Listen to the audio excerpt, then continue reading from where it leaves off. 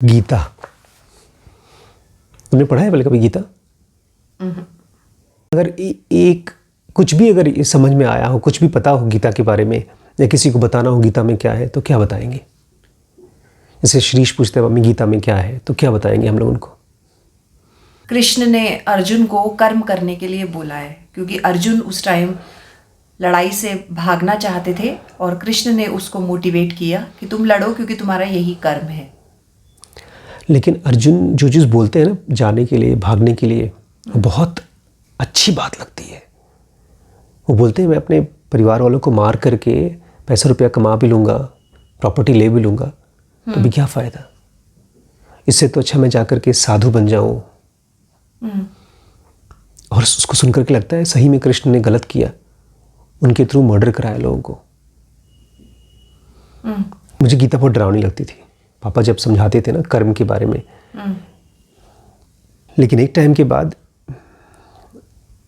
जब माइंड के कॉन्सेप्ट में गीता समझ में आना शुरू हुई, तब रिलेवेंस समझ में आया। जैसे आज जो हम लोग पढ़ने वाले हैं वो कर्म योग का पार्ट है। उसमें कृष्ण बता रहे हैं, मतलब सोचने वाली बात है, क्यों ऐसा कहते हैं। एक तो ये कि अर्जुन बहुत ही परेशान, दुखी, छोड़ छाड़ के भागने वाला था,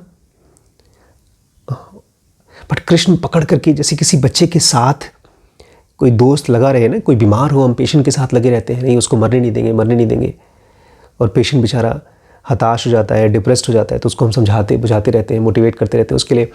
कभी अच्छा खाना, कभी हल्का खाना, कभी प्रोटीन्स, कभी कुछ दे करके बचाते रहते हैं। ऐसे अर्जुन की हालत एकदम डिप्रेसिव थी। मतलब सोचो, बोला है कि मेरा हाथ काँप रहा है। जो आदमी अकेले इतने लोगों को मार सकता था, उसका हाथ काँप रहा है। तो कृष्ण उसको समझा रहे हैं कर्म योग में कि एक्शन इनर्शिया से बेटर है। जबकि ज़्यादातर साधु सन्यासी क्या करते हैं, एक तरह से इनर्शिया में रहते हैं, बैठे रहते हैं, ध्यान करते हैं। तो अर्जुन भी बोल रहा है मैं जाकर के ध्यान करूँगा, बट कृष्ण यहाँ पर उसको याद दिलाते हैं। हम लोगों को भी भूल जाता है जब हम किसी वजह से दुखी होकर के लेट जाते हैं, परेशान हो जाते हैं, ऐसे ही पड़े रहते हैं, कुछ करने का मन नहीं करता। घर में किसी को कुछ हो गया हो या कोई भी प्रॉब्लम आ गई हो, तो वो इनर्शिया है।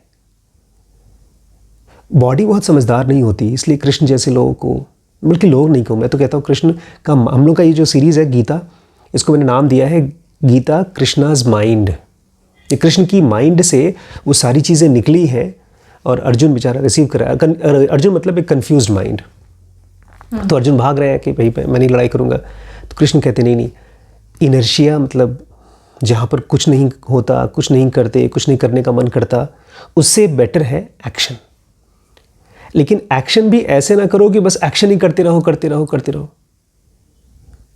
उस एक्शन करो, लेकिन किस चीज़ के साथ? Action with self control.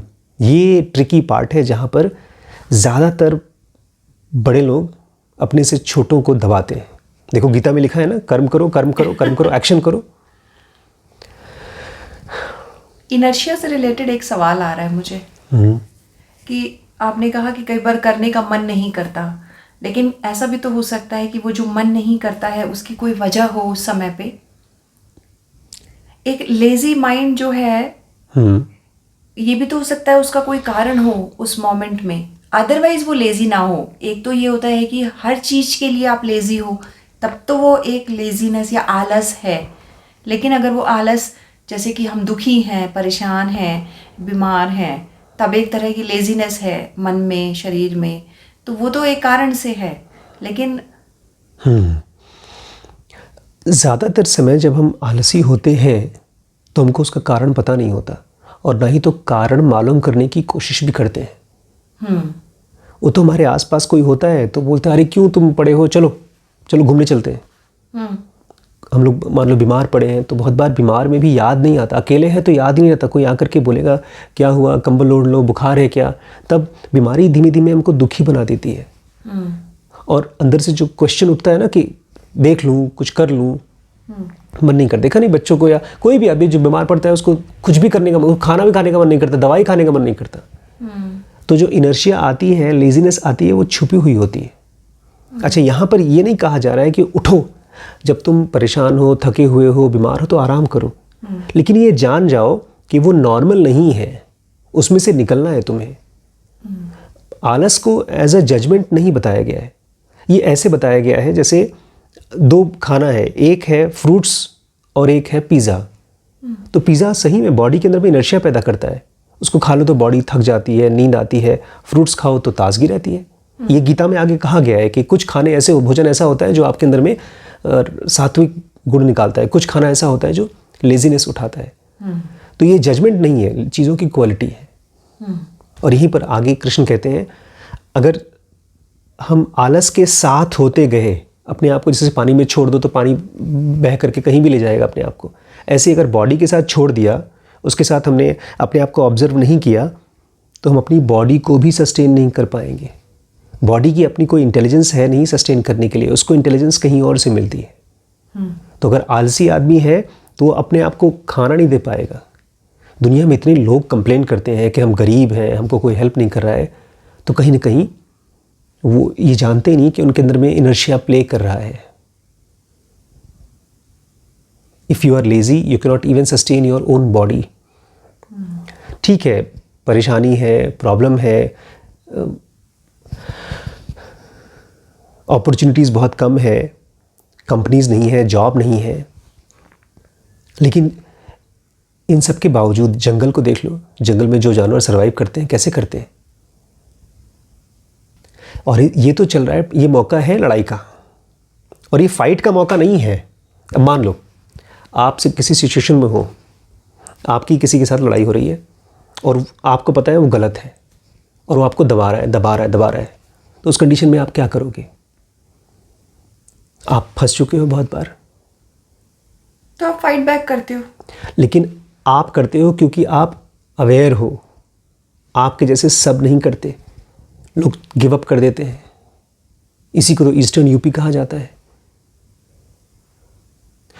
आप जैसे कुछ लड़कियां होती हैं या कुछ लोग होते हैं, तो काफ़ी बार तो मैंने भी गिव अप किया है, ऐसा नहीं है, ये सोच के कि शांति रहे, ये सोच के कि डिस्टर्बेंस कम से कम हो।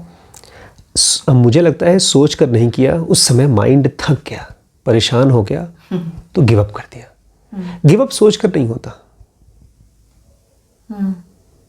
खाना खाते हैं, जब पेट भर जाता है तो छोड़ देते हैं, वो गिव अप होता है, सही होता है, लॉजिकल होता है। लेकिन मैं और तुम लड़ाई कर रहे हैं किसी बात को लेकर के, किसी सही बात को लेकर के। आपको याद है कार लेने के लिए 3 साल तक आपने मेरे साथ बातचीत की, उसमें तो गिव अप नहीं किया, बिकॉज आपको लगा कि बात सही है। आगे चलते चलते गीता बड़ी कॉम्प्लेक्स हो जाती है, बहुत ही सीक्रेटिव हो जाती है, मतलब बहुत ही ज़्यादा मिस्टिकल हो जाती है। कृष्ण एक ऐसा माइंड है जो मुझे लगता है ना पूरी दुनिया को ऐसे देख पाते थे जैसे मैट्रिक्स में, देखिए मैट्रिक्स, उसमें नियो देखता था तो हर जगह पर कोड्स दिखाई देते थे और वो उन कोड्स को बदल पाता था। मैट्रिक्स में नियो पूछता है तो क्या मतलब है, जब कोई मैं रवन हो जाऊंगा तो मैं बुलेट्स डॉज कर लूँगा, तो मॉर्फेस बोलता है तुम्हें डॉज करने की ज़रूरत नहीं पड़ेगी। कृष्ण दुनिया को एकदम ऐसे देख पाते हैं जैसे कोई कोड्स हैं। वो बोलते हैं ये पूरा का पूरा दुनिया एक्टिविटीज़ से बना हुआ है, ये पूरी की पूरी दुनिया एक तरह से जेल है, एक्टिविटीज़ का जेल। हम अगर इस दुनिया में रहते हैं तो हमको कुछ न कुछ करते रहना पड़ेगा। आराम नहीं है।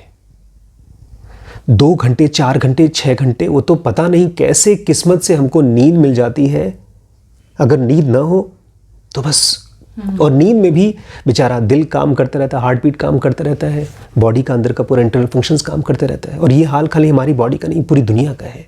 ये पूरी दुनिया एक्टिविटीज़, ये कर्म योग का चैप्टर है, उसमें कृष्ण कहते हैं ये पूरी दुनिया एक्टिविटीज़ नुमा जेल से बनी हुई है। लेकिन इसी में एक सीक्रेट बताते हैं, एक कोड बताते हैं कैसे इस मैट्रिक्स में से निकला जा सके। वो एक्टिविटीज़ तुम्हें इस जेल से फ्री कर सकती हैं जिन एक्टिविटीज़ को हमने किया है एज भगवान की वर्शिप। अब यहाँ पर थोड़ा सा रुकना पड़ेगा। भगवान की वर्शिप की एक्टिविटीज़ कौन सी होती है, ये पॉइंट समझना बहुत मुश्किल काम है। सबसे पहले तो ये क्वेश्चन पूछना पड़ेगा कि क्या एक्टिविटीज़ हमको बांधती हैं या फ्री करती हैं। कोई भी काम, एक छोटा सा नमस्ते हम किसी से करते हैं, उससे हम फ्री होते हैं कि बंधते हैं? आपने मुझे नमस्ते किया, मान लो आपकी सासू माँ बोलती हैं हर रोज़ सुबह उठ करके पति देव का पैर छुआ करो।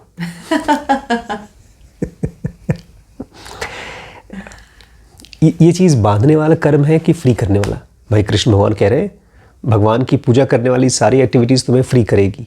ये इतना आसान नहीं है क्वेश्चन। नहीं तो हर लोग जो मंदिर में लाइन लगी रहती है और सब लोग मंदिर में गए और सीधे वैकुंठ धाम, लोग सोचते भी यही। आप खाना बनाते हैं, खाना बनाने के एक्टिविटी से हम लोग फ्री हो सकते हैं या वो बांधता है हमको? हम लोग एक बुक पढ़ते हैं, वो भी एक एक्टिविटी है। और यहाँ पर तो कृष्ण अर्जुन को समझा रहे हैं तू गर्दन काट लोगों की और तू फ्री हो जाएगा। कोई बहुत ही सटल चीज़ समझा रहे हैं।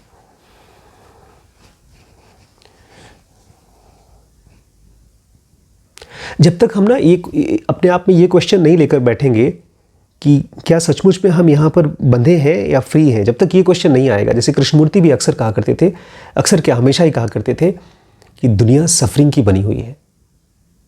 ये कृष्ण बोल रहे हैं कि कर्मों की बनी हुई है, एक्शंस की बनी हुई है, वो बुद्ध और कृष्णमूर्ति बोलते थे कि दुनिया सफरिंग की बनी हुई है। कुछ भी करो सफरिंग मिलेगी।